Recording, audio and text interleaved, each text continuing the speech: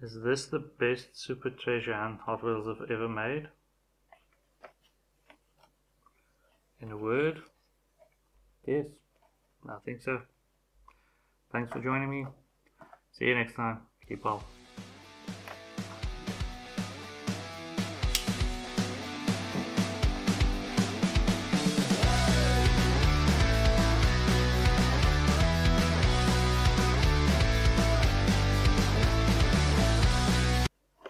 I'm just kidding.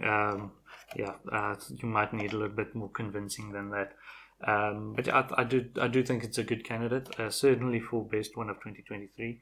Although the field's been pretty strong, it's been good. Even the fantasy castings that they've used, it's not been bad. It's good choices at least. So let's pop this one out of the protector.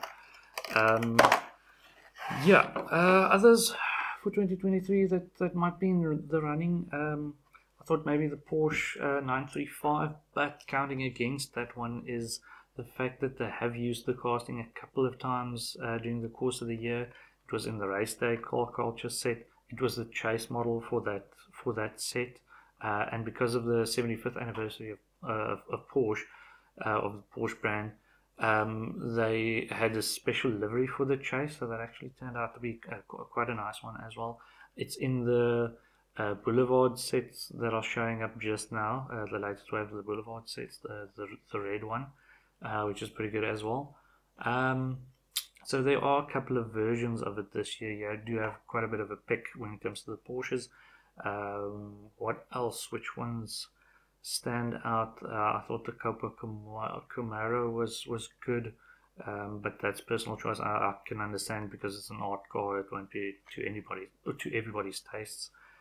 What else was good? Obviously, the 510 wagon is going by pricing on the secondary market, probably the highest priced one or the highest valued one, but it's a 510 Datsun wagon. It's going to fetch a high price.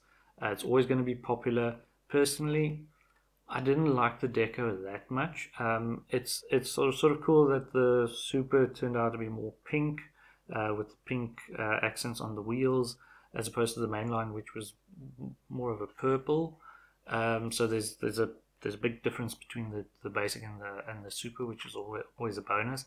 But yeah, it's not the best one. It's not the best one in my opinion. But this is something else. This is next level. Just think they really hit it out of the park with the deco. It's just a clean. It's got the black striping down the side, so there are some tamper work on the side. They've got all the details in the back. I'll show you a few close-ups in just a minute. The deep red that they used, the wheels are the perfect choice, nice and wide tires they have, and obviously also counting in the favor of this one is that it is the debut of the casting. So this is the first ever use of this casting, brand new casting for 2023, and it's gone straight into a Supra. So that also counts in its favor as quite a unique one. I tried to think, did a few searches beforehand. The last one that I could find was back in 2013, the Toyota 2000 GT that they had, also the red one. That one had a bit of a different story to it. That's why it came out metal base, metal body, rubber tires. That was actually slated to be in a premium series, part of a premium subset.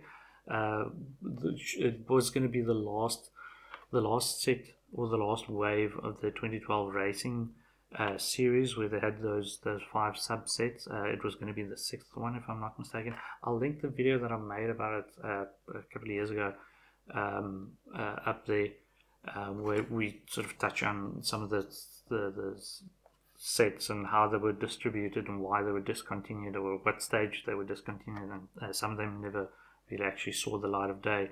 The Toyota 2000 GT ended up going into the sort of the basic range, but with a Supra on debut as well.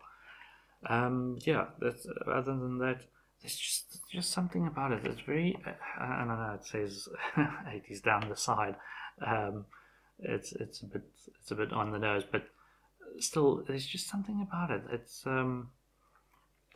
I've been following this guy on Instagram that has and I apologize if I've got the model wrong. I think he has a Nissan 300 ZX or SX that he restored, and he sort of posts reels and Instagram stories about his daily drives, and he mixes it with really like period correct music, and I'll try and cut some of it in.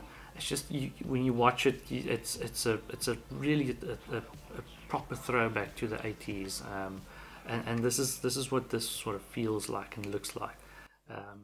Really not that well known when it comes to Supras. This isn't the first model that you'd think of if you said Supras. That they gained more popularity in recent years.